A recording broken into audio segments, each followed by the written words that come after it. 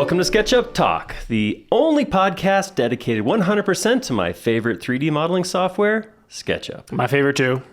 I'm your host, Aaron Dietzen, and with me as always is Matt Robison. That's me. I am Matt. Well, I'm going to have to correct you there. It's Robison. What? You know, okay, I just got to... All right, It's we'll start with spelled this. Robison. Yeah. Robison, I've heard people say... Actually, I've heard coworkers say that, so I switched how I used to say Robison. You say Robison? Yeah. I mean, on the phone, I'm Robison. If you need to spell it, without seeing it, maybe you got to that's go it. Robison. But if you're saying it and you want to be real about it, it's Robison. I got all phonetical on you. That was the That's problem. okay. Yeah, All right. So this season, this is our second season of SketchUp Talk, and we're going to do things a little bit differently. What we're going to do is pick a topic and dedicate our entire episode to that topic. We're going to dive deep into some industries, some different verticals that SketchUp is present in, and get into how they work and how SketchUp makes a difference. And it's going to be fun. It is going to be a blast. So today's What's the topic today? Well, I am so glad you asked. Yeah. Today, we are going to talk about BIM. You know BIM. You've heard BIM. BIM. Oh, BIM is, it's all over the place. It is. It's a thing. It is really. So BIM is actually an acronym, stands for Building Information Modeling. Or Building Information Management. I don't get it. Why is it two different things? I thought it was supposed to be one thing. I think it's one of those things that somebody came up with a term for and they liked it at the time, and then it evolved and they had to retroactively change it. So the building part's important because it's part of the construction industry. Information's important because it's what sets a BIM model apart from just a regular 3D model. Gotcha. So that M was all that could change. So I think that's where it I don't know. So it could happened. change again. It could change Building Information Matt. Hey, if you I'm play your gonna try cards to- right on this episode, it could get renamed after I'm going you. to lobby for it. So, all right. So I got to be honest. Sure. I got some opinions about BIM. I've been in the design, architecture, building industry for a few years now, and I've seen some things.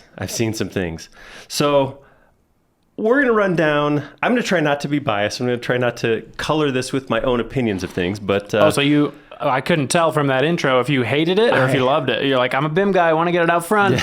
I've always been a big BIM guy, a BIMmer. I'm not going to say I hate it. I don't love it. But we'll talk about why that is. Okay. First, a brief history. Where BIM came from. So BIM is not a new idea. The concept of BIM actually started in the 70s.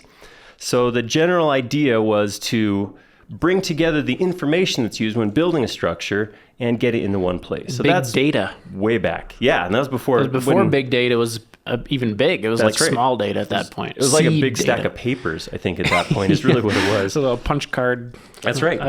Probably. Tape or whatever, yeah. Yeah, maybe the real technical ones were on a stack of floppies.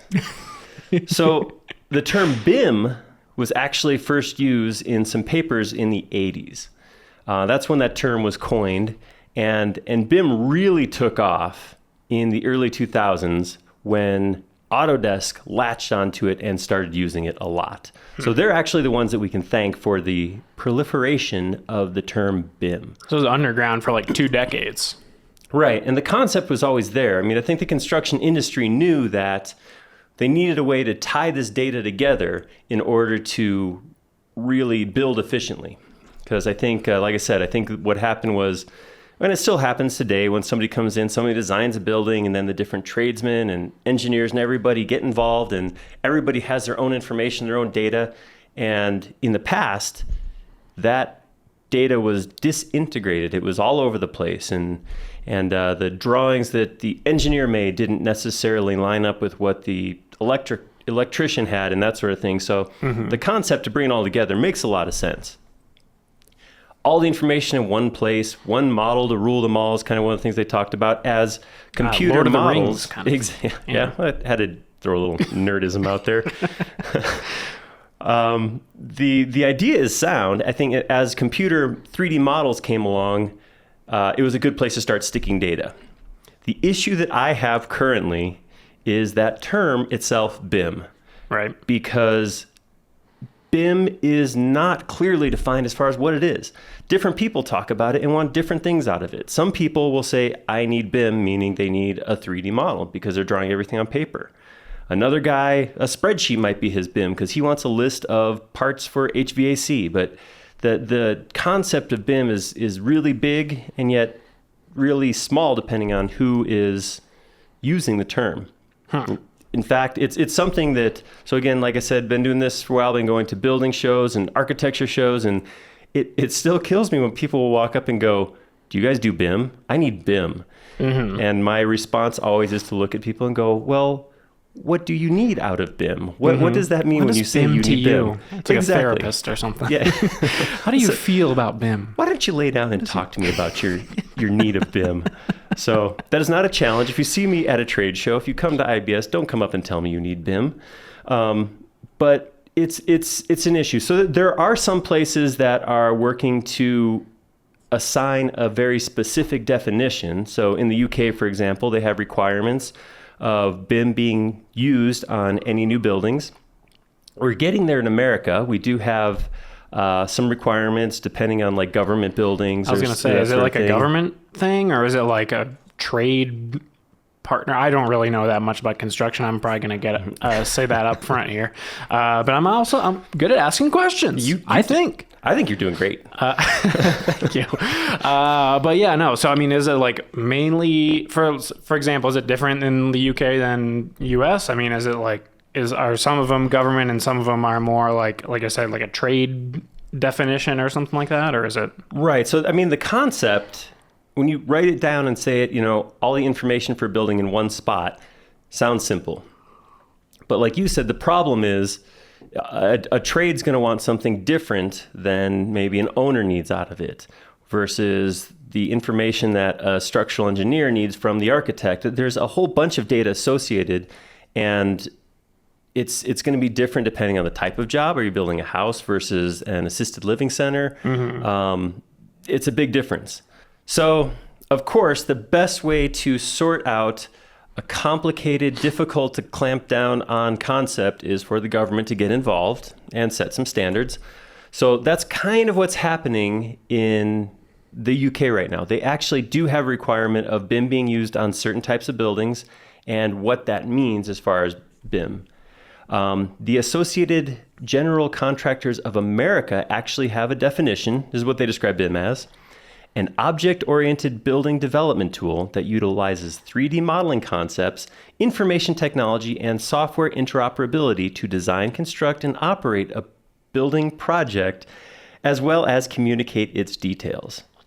Design, construct, and operate, too. Yes. So yeah, and that's one of the advantages of this data going forward is it is something that an owner can take over and maintain their building with, whether that's making changes to in the future, operating it, with, everything from HVAC to where people sit in an office building, that can all be used as part of that final BIM deliverable.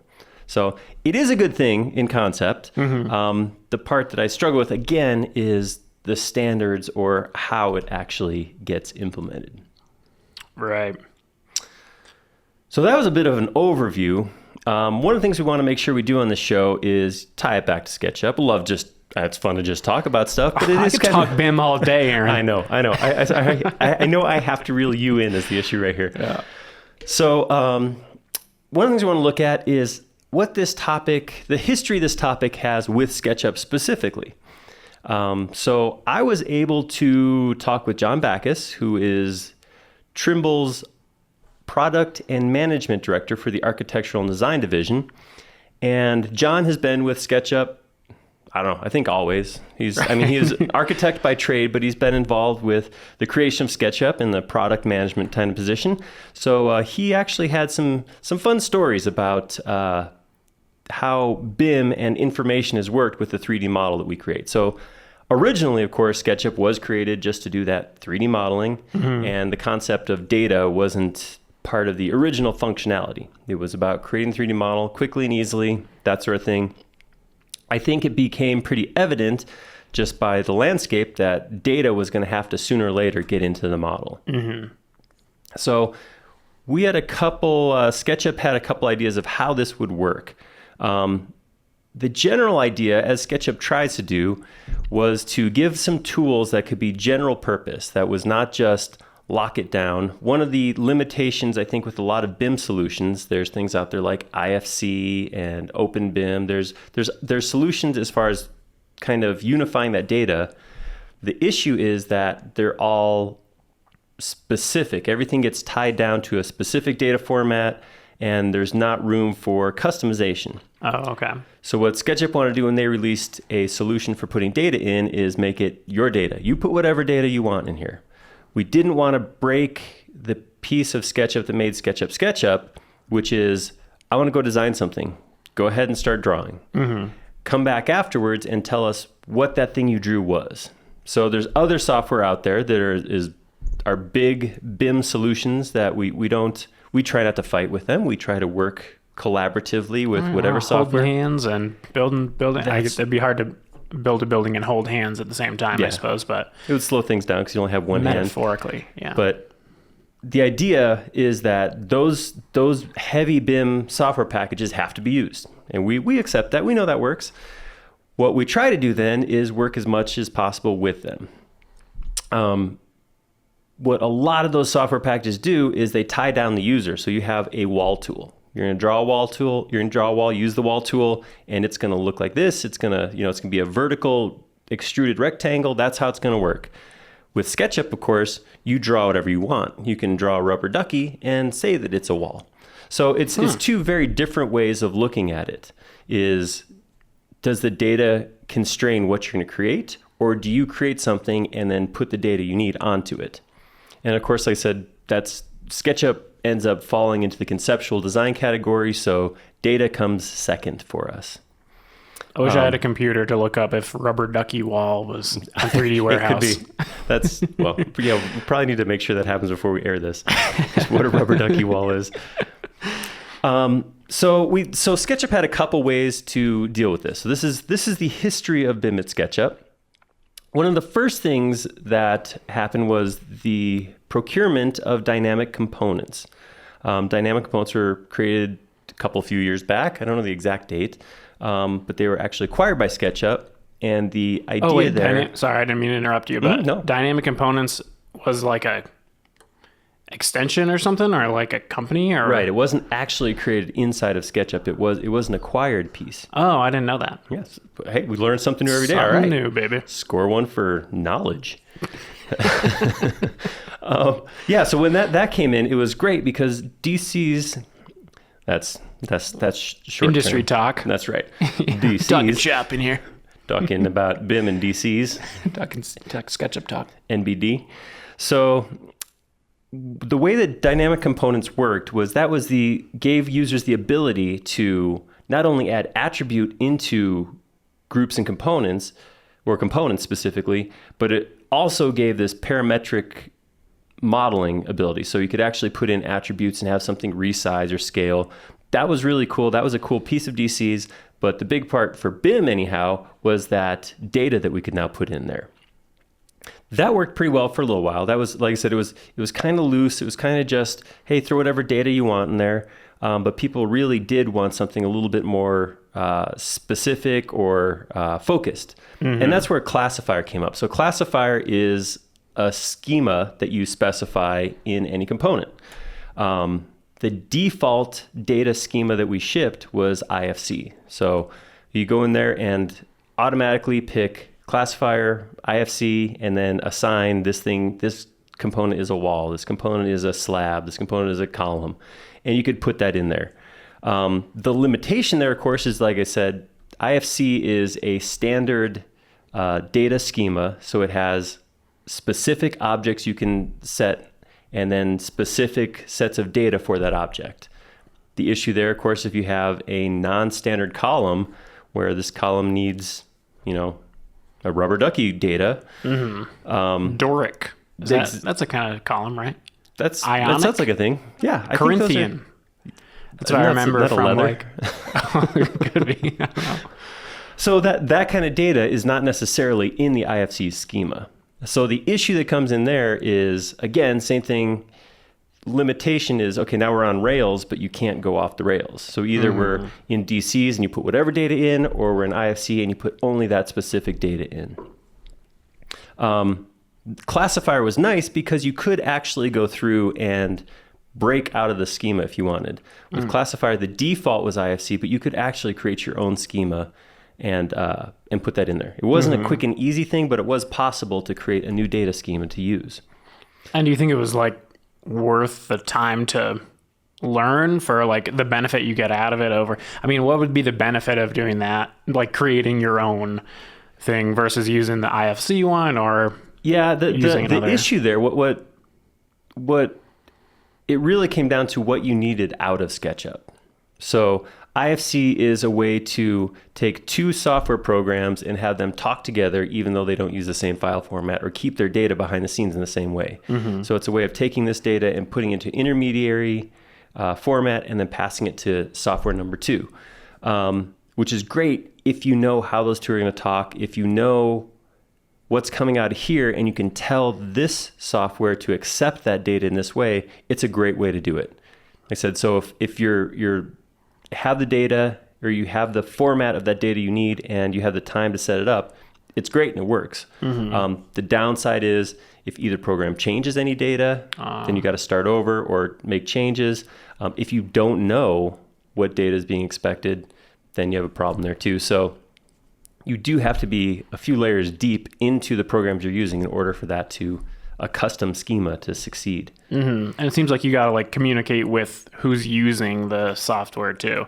Like that's making the software kind of like talk to each other or whatever, but you also have to kind of know who you're working with and that they know how to like interpret the or make the software interpret that data and then get it out in a way that they can actually use it.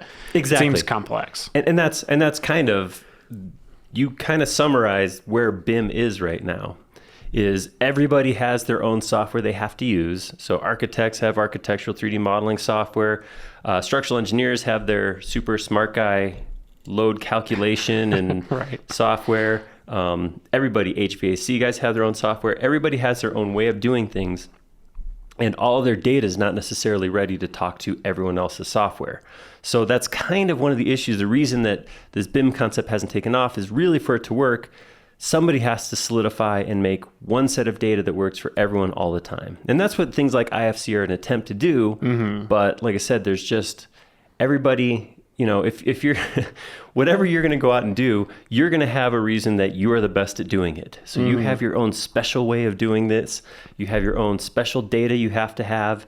You know, I use special screws and they have different values than a normal screw. Phillips head. Exactly. So that's the kind of thing that is I think is one of the pieces that makes BIM struggle is how do you include all the information, even the information you don't know you need to include? And whose is like more important or whatever? How do you know, exactly. In what situation do you use which version of the, And it's rough. I mean, because when you think about a building getting made, there's a lot of people involved. And saying that there's one file that's going to have all the data everybody needs, that's asking a lot. Yeah. It seems like that would be a large file as well. That would be a lot of information. Yeah.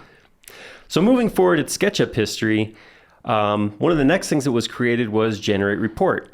And this was, again, something you don't need on a normal 3D model because a 3D model is just a collection of surfaces and lines.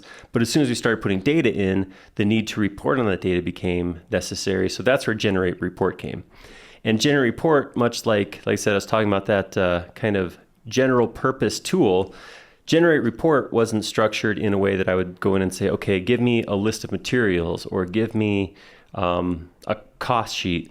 It was created in a general way that somebody could go through and pull the data they needed from those components in the model. You generate any kind of report you want. Exactly. Could it generate like a book report if I didn't read the book? If you put that data in, that's a problem. Data has to go in before you can pull data out. Put in Spark Notes and that's right. Take out my book report. You model some Cliff's Notes. So that works well. Like I said, it's a double-edged sword. You do have to create your own data to come out, but once you have that set up, you can report upon it however you want. The most recent tool is Advanced Attributes, which came out with last year's release of SketchUp, and those were hard-coded values for any given component. So that was the things like price, size, URL, owner, status.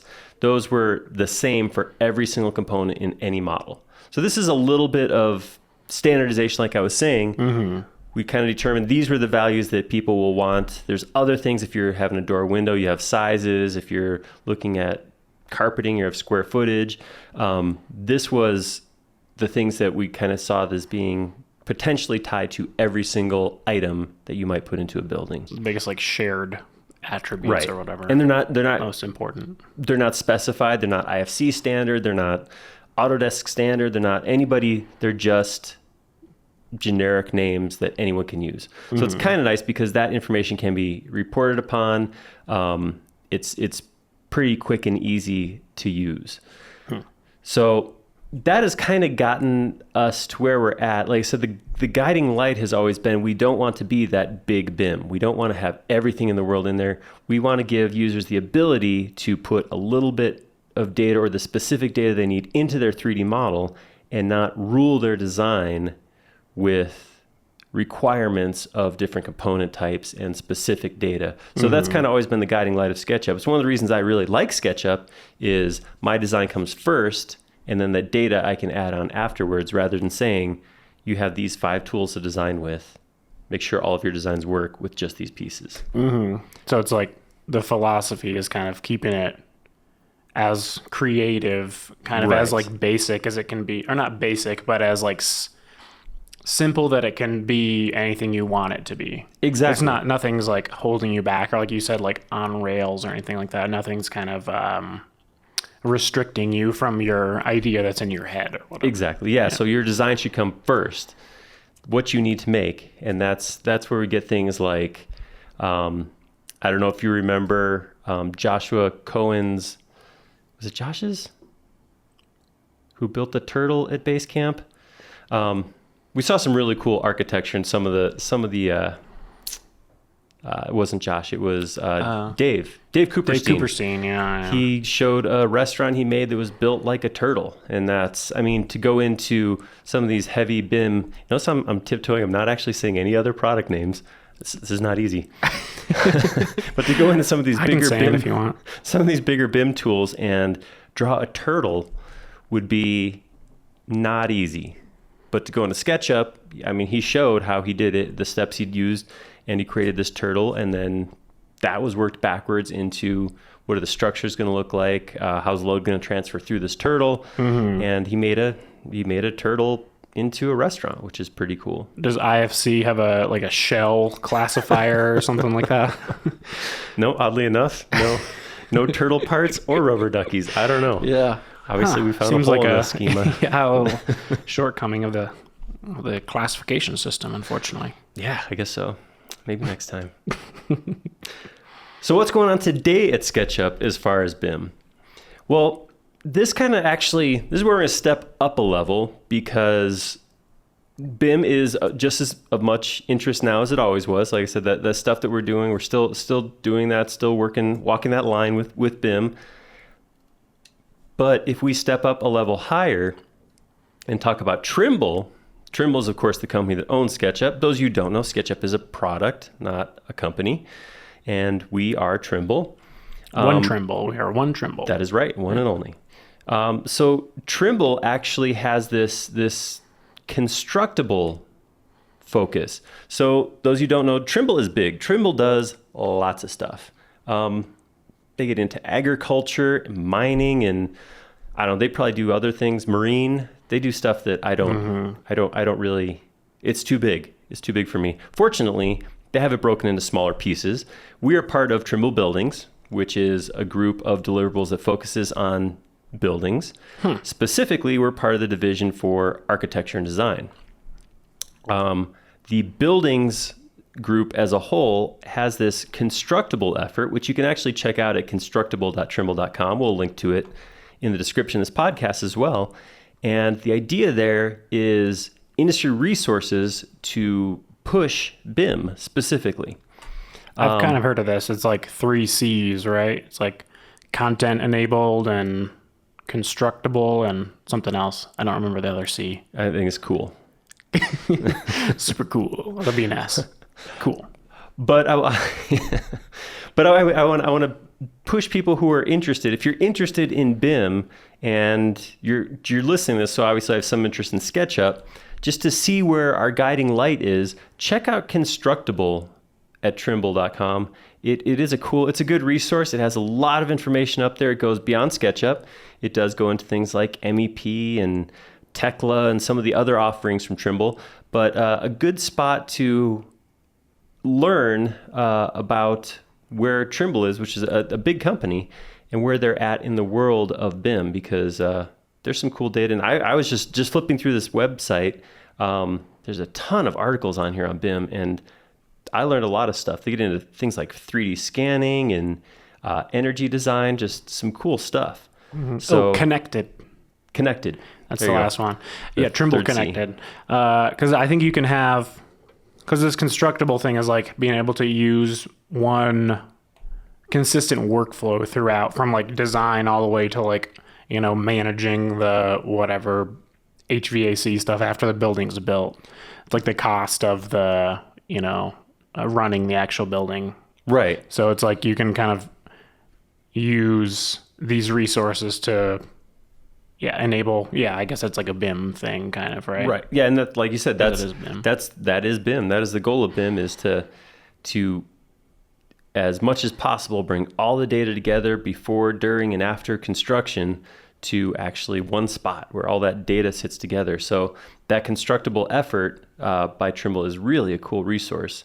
So yeah, that's one of the pieces that you should definitely take a look at. So we will link to that down below in the description. Mm-hmm.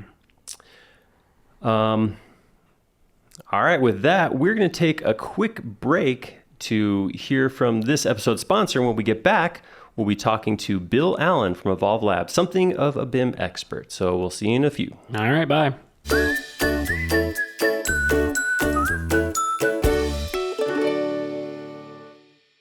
Hey folks, today's episode is brought to you in part by Advanced Attributes. Don't you hate having to create custom attributes for simple values like price, size, or status in your components? And I'll tell you right now, I have a terrible time when I'm doing that. My custom attributes are all over the place. I have simple values. I'm just trying to create custom attributes. Give me a break here. It's supposed to be easy. Simple is easy. Try using advanced attributes. This is where the solution comes in, my friends. Hard-coded attributes for price, size, URL, owner, and status are already a part of every single component in your model. Oh my gosh.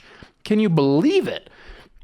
I was out here individually adding these custom attributes. And now, well, knowledge has completely saved me. And Advanced Attributes completely saved me. Thank you, Advanced Attributes. So we've come to the portion of the show where we're going to talk to our special guest. And this episode's special guest is Bill Allen from Evolve Lab. Welcome, Bill. Thanks, Aaron. Appreciate it. So we're talking about BIM in this episode, and I've heard through the grapevine that you know a little bit about the thing that is BIM. So, well, first off, is that true? Do you know what we're talking about, right? Yeah, I know of BIM. Okay, good. Perfect. I'm saying that as a joke, of course. Bill actually has his career built around, I don't want to put words in your mouth or labels on you, but being a BIM expert of some sorts. Yes, we do BIM consulting. So I like to think that we know a little bit about BIM. So all right. And when you say we, of course, you're talking about Evolve Lab. That's correct.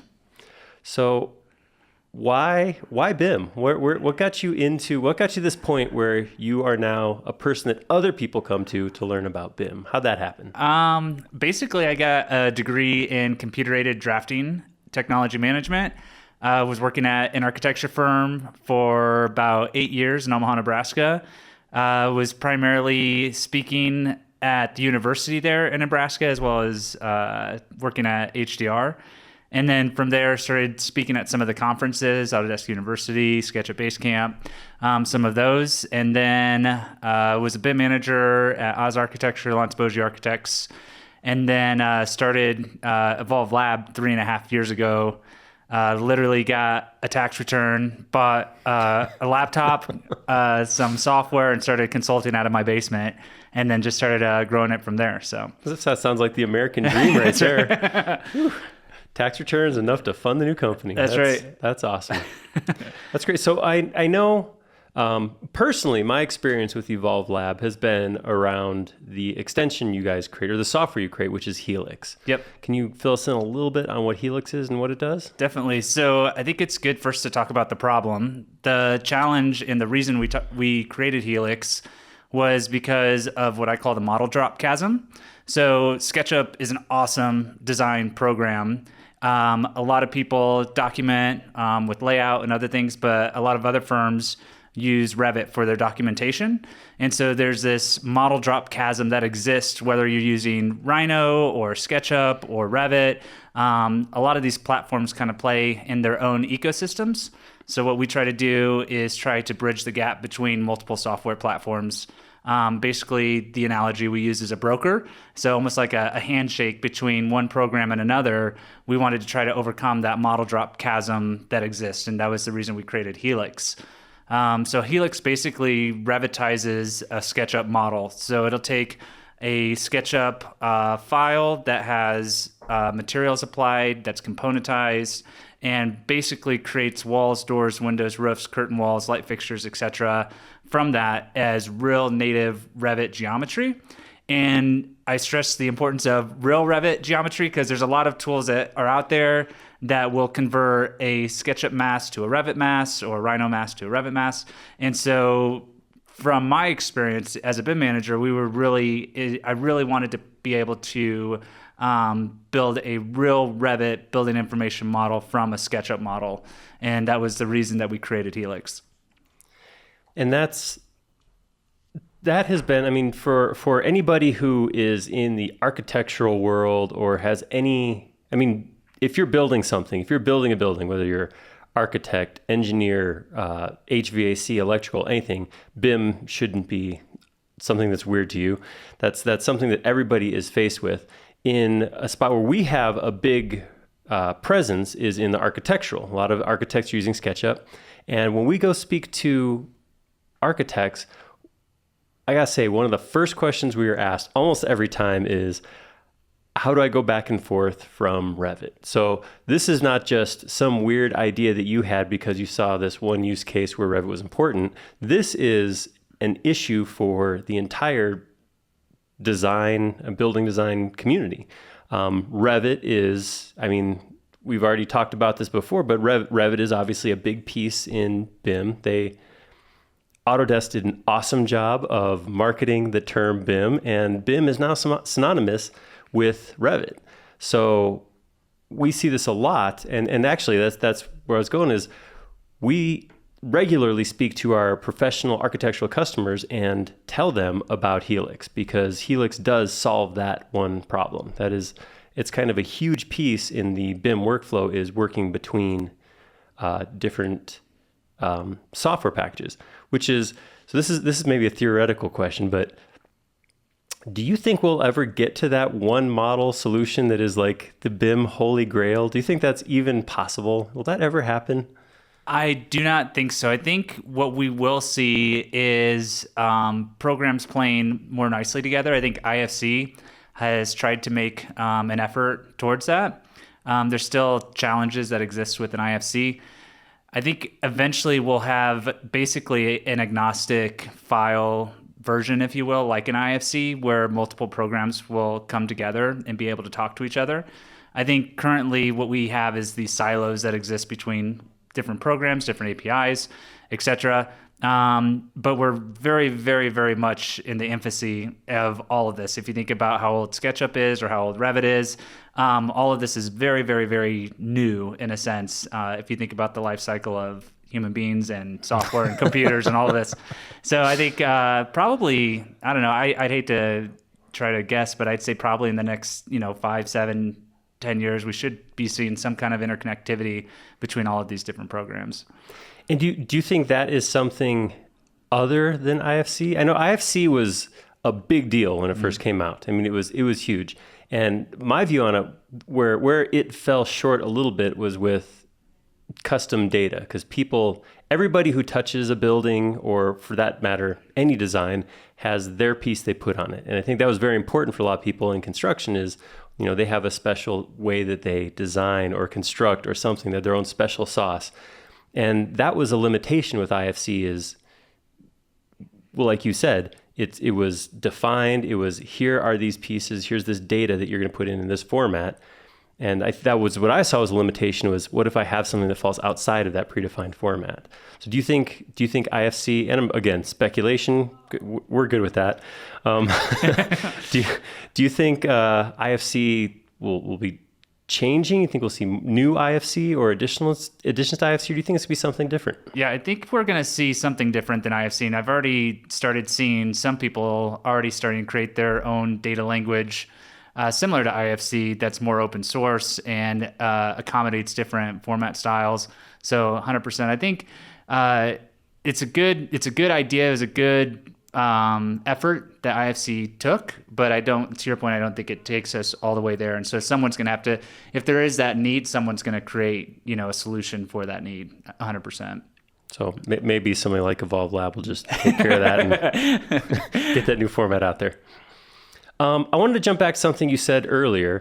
You mentioned that you had the position of a BIM manager. Mm-hmm. Can you just, for anybody who's listening, kind of just run through what a BIM manager does? Because I have a couple things I want to dive into on that. Yeah, so it's always funny whenever someone asks me what I did for my job. I would say, I work at an architecture firm. And they go, oh, you're an architect. And I'd say, no, not quite. I'm more on the technology side. And they'd go, oh, well, you're an IT. And no, not quite. So I was always this weird hybrid animal that exists. So a BIM manager is kind of half architecture, half IT, where you basically set up systems and processes for architects or engineers or contractors. If you're in the construction space, it's often called like a VDC manager.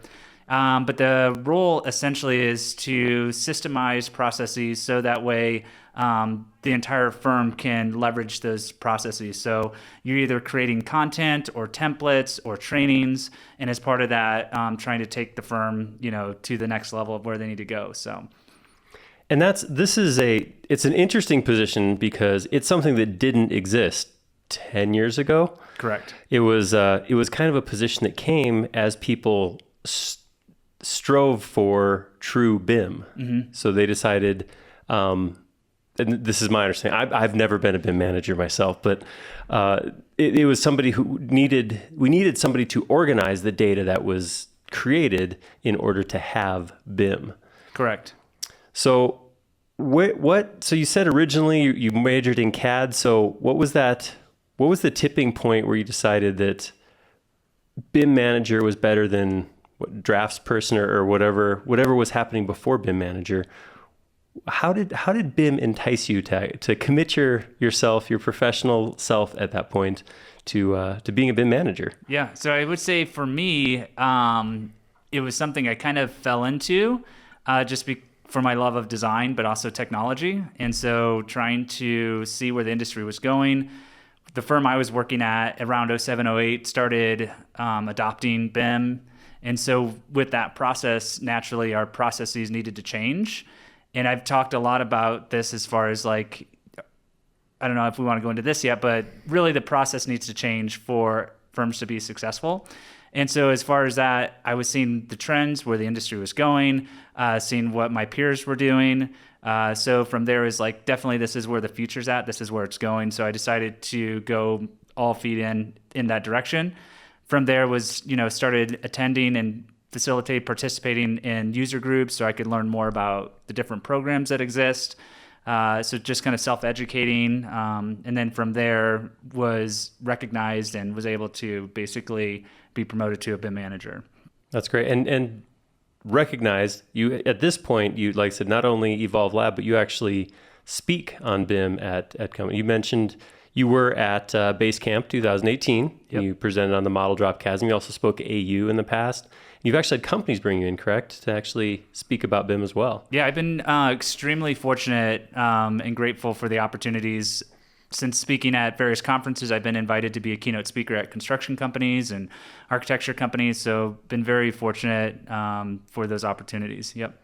That's cool. And I feel less bad about trying to brand you as an expert now. So I feel like you've earned the title at this point. That's awesome. So you were talking a little bit about how things have to change in order for BIM to succeed. And I completely agree. I think that BIM is a great idea, and I just don't think we've found the proper application yet. Some countries have actually moved to legislation requiring BIM on all construction projects. Do you think something like that has to happen in the U.S. before it'll be successful? It's absolutely has. Well, two things. I think it's grassroots and top down, right? So I think if we're being mandated, which we are, a lot of government projects mandate BIM in the United States for government, but also higher ed. A lot of those healthcare. Definitely require a BIM deliverable contractually. So that's absolutely happening top down, but then you have bottom up that's also exists where different people are trying to push it forward, not only raise the ceiling, but raise the floor, as we like to say. So trying to really move the industry forward. So yeah, I think it's definitely moving that direction. As it relates to processes, I've talked about before in the past. I did a class once called "It's the Process Stupid." I like the sound of that. Yeah, and it was basically the idea that we were still applying, old school CAD processes to a BIM platform or program, and therefore a lot of firms were noticing that they weren't becoming any more efficient. So through that process, I was kind of just noticing, hey, we're applying the same thing. We're basically doing the same things that we did in a CAD environment, just in a different software program. And so our processes need to change. The big thing is data. BIM stands for Building Information Management or Building Information Modeling. And the problem in the industry is no one's doing anything with that data at all. So what we might do is we might create a schedule and look at the data in like rows and columns. But if you can start using data to inform design, say daylighting analysis or solar analysis, or trying to optimize your building based on programmatic requirements, or optimizing, CFM for diffusers for ceilings. Those are the things that I think need to change as an industry. We need to start leveraging the data from the building information model so that way we're successful. We're not just using it as a permit drawing set, program. It needs to actually start leveraging and using the data. That's great. And something you mentioned was the required BIM deliverable. Do you find that there's an issue with actually defining what a BIM deliverable is? Because I've said this before, I have a little bit of a chip on my shoulder with the term BIM because it's one of those terms that means everything and nothing. Everybody has their idea of what BIM means. One guy, it's a 3D model. Another guy, it is a spreadsheet. When we talk about a BIM deliverable, it's like you were saying with government or higher ed buildings, BIM deliverable being required. How do you see that being defined? Do you think that's one of the things that's missing is a defined BIM deliverable? What does BIM produce? Definitely. So there's been a few different industries or a few different groups that have tried to define a contractual BIM deliverable. One of those being BIM Forum. They kind of communicate it in more of a general contractor sense, a construction sense of what a BIM deliverable would be. AIA, American Institute of Architects, is also has some contractual documents that help with that. There's been a big move towards an LOD, level of development, or level of detail, level of accuracy. People have kind of started to frame it in that sense to make it super uber nerdy. The level of development has a series of spreadsheets, and they have basically a sequential 100, 200, 300, 400, and 500, and then all kinds of variables in between that. So faucet may have an LOD deliverable of 200, while a door might have an LOD deliverable of 300. So this is getting like super technical in detail. I don't know if we want to go here, but those are some of the things that already exist. Not in a mean way, but in the industry's ignorance, a lot of people will go, well, I want an LOD 300 model. That's usually the term people throw around. Well, that doesn't exist because your model is going to have a different level of detail for the deliverable, depending if it's a door versus if it's a diffuser. And so a lot of these things do exist, but I would say the industry as a whole is still grappling with that, educating themselves, educating clients, and trying to include those in contractual documents. And you said it, so I'm sure you realize it. The issue there that I heard you say was there is 3 to 4 different groups that you were able to mention that have their own definition of what that BIM deliverable should be. 100%. So it sounds like we're back in the same spot we were when we were talking about file formats and data. Is there's still nobody telling us what is successful BIM. Correct. Yeah. And when I was working at an architecture firm, we basically Frankensteined all of these different deliverables into our own. So, I mean, it's like, well, let's take the good from this one, but it was kind of short-sighted on that version. And so we kind of hodgepodged, and connected all of them together to make our own kind of standard, if you will, which I don't agree with. It's not a great way. But in the absence of it being, optimal for that firm, that's what we did. But to your point, it's kind of like we're kind of in the same situation. We're all making it up. Yeah. Well, and I think that one of the things that BIM has initially just has to overcome itself is the construction industry it is kind of a slow moving beast compared to if you look at other manufacturing industries like the car industry, they have taken automation and run with it. For whatever reason, building buildings is just a very slow moving monster. It's very hard to get people in the construction industry or design industry to change the way they're doing things. That's got to slow things down too. I mean, we don't seem to have a bunch of groups out there asking, please tell me how to organize this. It seems like there's more likely here. And I don't know if you've heard this in any of your speaking engagements. Well, but we have a way we do it, and BIM has to come to us. Yeah. Yeah. I think it's one of those things that if it's not broken, don't fix it is the way a lot of our industry looks at it. The challenge with that is that we still live in a capitalistic market. And so people create products and processes that are better than others. So you take a progressive firm like Katerra that's completely taking the industry and flipping it on its head. And so creating a manufacturer, you mentioned like automobiles, and they're basically trying to apply that same principle to buildings. And one of the criticisms I always received with that was, well, if you're building a Ford Taurus, you're building, hundreds, thousands, millions of these Ford Tauruses. It's the same car. Buildings are unique. And so you can't apply automotive principles to buildings, was the criticism I always received. However, with the move towards pre-manufacturing and fabrication, we're doing just that. So you can still create a modular construction system, whether structural or with different materials, and apply that towards construction. And so there are companies that are taking that approach, and those are going to be very disruptive, to our industry, but they're going to be the ones that win because they're completely upholding like everything that we've done for the last 50, 100 years and creating a completely new way to fabricate and build buildings. So it is happening. I mean, it's taken us a while to get here, but it 100% is happening right now before us. That's cool. I mean, I love the idea of eventually getting to the point where this all works seamlessly. But I can't see it happening quick and easy for sure. It's going to be bloody. It is. It's going to be disruptive, right? Yeah. And so like as part of that, and I think the thing too is we'll never arrive, right? Like with technology, it's changing so fast and it will continue to get better. And so we'll think that, one product or one program or one process is going to be the best. And it's going to be an ever evolving, process. So we'll never arrive, in my opinion. It'll just continue to change and get better. Which isn't a bad thing. No, it's not a bad thing. That's absolutely a system that helps improve itself is a great thing. Totally. Do you see a big difference between what's possible in BIM for something like a commercial building, so a multi-million-dollar single project versus something like a residential home, which is, we're talking $250,000. How is BIM different on those two scales? 100%. Yeah. So I think it's a data game, right? So it's data inputs and outputs.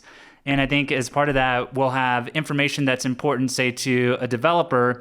They might want to get their to make the most money on a project, right? So it's profitability versus say healthcare. They might have a different set of goals. They want to make sure that the nurses don't have to walk as far to increase efficiency and staffing. Versus a home is going to have a completely different set of desirability. It might be insulation, thermal properties, things like that save the owner money on their home every year for their utility bills.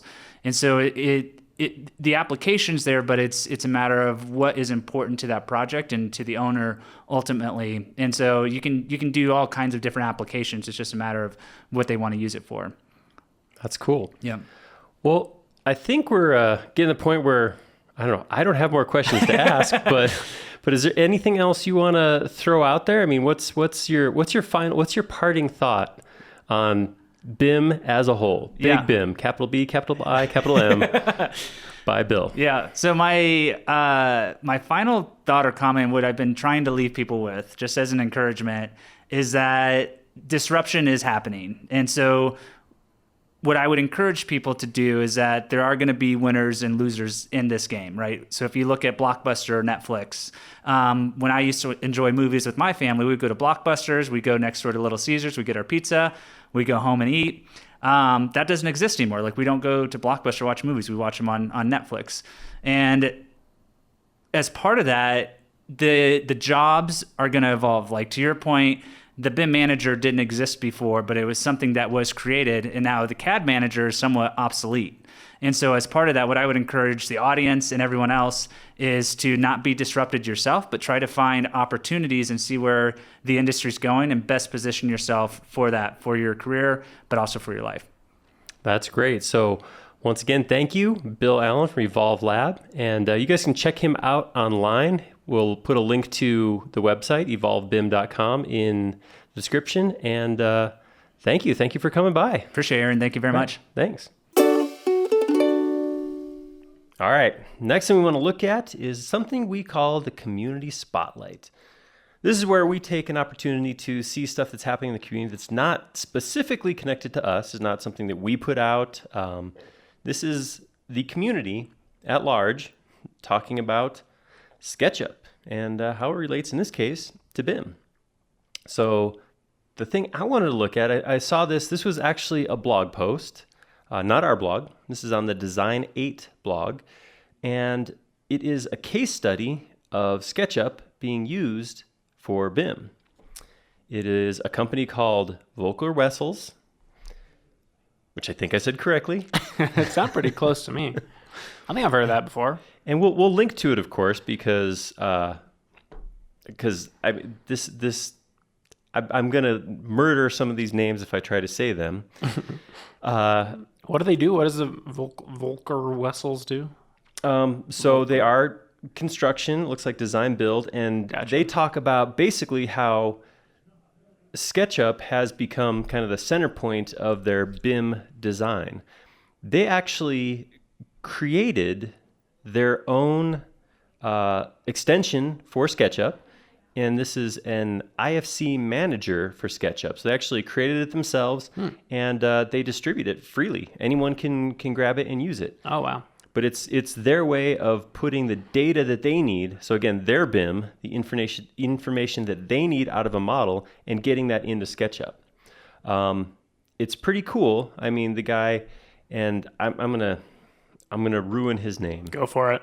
I mean, don't go for ruining it, but go for trying to pronounce it. I think it's Stijin, Stijin, is their BIM manager, I believe, and he's talking about it, and he says, one of the things they use SketchUp because it gives them the ability to model speedy. They can work on top of 3D scans or data, and he says that basically in using it, they still are able to model as quickly as they would in normal SketchUp, but now with that ability to transfer data back and forth, they can do things like calculate costs or send info to Vico or to Vico, or Celebri, and they do it all with SketchUp and their extensions. So it's a pretty cool way. Like I said, I won't murder their workflow or any more names, but we will link to this down below. They're getting involved with Trimble Connect, and they're just really tying their BIM workflow together. And it's kind of cool because they are using SketchUp as kind of the center point of that data. So it's pretty cool. And let's say we'll link to it on the it's the design8.eu website. But yeah, it's really cool examples, and they actually show some of the work they do. It's great. So that's kind of our community spotlight of things going on in the BIM SketchUp verse. Yeah, that's sweet. Yeah, I feel like the community is a huge part of what makes SketchUp like so popular, or like whatever, I would say cool. But I mean, there's so many different people who have adapted to their own problems they have to solve, or their own ideas that are in their head, and whether it's like making an extension or sharing their stuff on 3D Warehouse, or talking about it in the forum, or even like making videos about it on YouTube. You know what I mean? I feel like that helps everybody else out, and then that like kind of creative flow just keeps going, and it's really cool to see people around the community. I think that's what you call it, the community. That is the one. Yeah. But yeah, no, it's really cool to see people. Absolutely. And that's what our goal is with this community spotlight, is to actually shine the light on some of those people and some of those resources for other users. It's awesome to be able to know how you use a software package like SketchUp, but it's really cool to see how other people are using it. Sometimes it's cool because it overlaps with what you're doing, and opportunity to learn something new. The coolest part for me is learning where people are using it that I had no idea. It's so cool to see, something like you said, come up in the forum, or see an extension show up there, like, wow, I never would have thought to do that. And that's what we hope with this community spotlight, is we can actually shine it on some of those people and get them some recognition, or some eyes on what they're doing, because there are people doing some really cool things with SketchUp out there. Yeah, they're awesome. You're awesome. You. All right, with that, we are going to take another break to hear from another sponsor, and we'll be back in just a moment.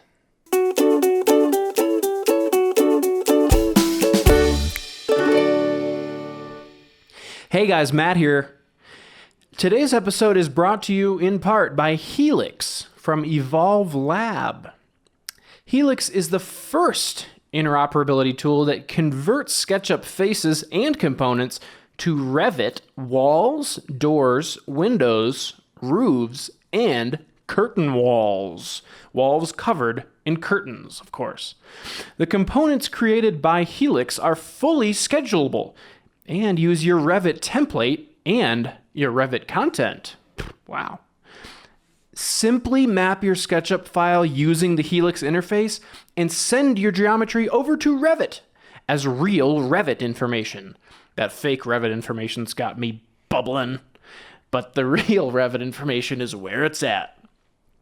Helix also can be, Helix can also be used to send models from Revit back to SketchUp. Huh. Wow, awesome. Visit evolvebim.com, that's evolvebim.com, and give Helix a try today. Well, that wraps up this episode of SketchUp Talk, talking about BIM. Hope you enjoyed yourself. Thank you very much for joining us. Thank you, You're Matt. welcome. Oh, yes. You too. Preemptive. Matt's ahead of the curve. That's why I like him. He's always like half a step ahead of me. Always trying to be. That does mean occasionally we trip over each other, though.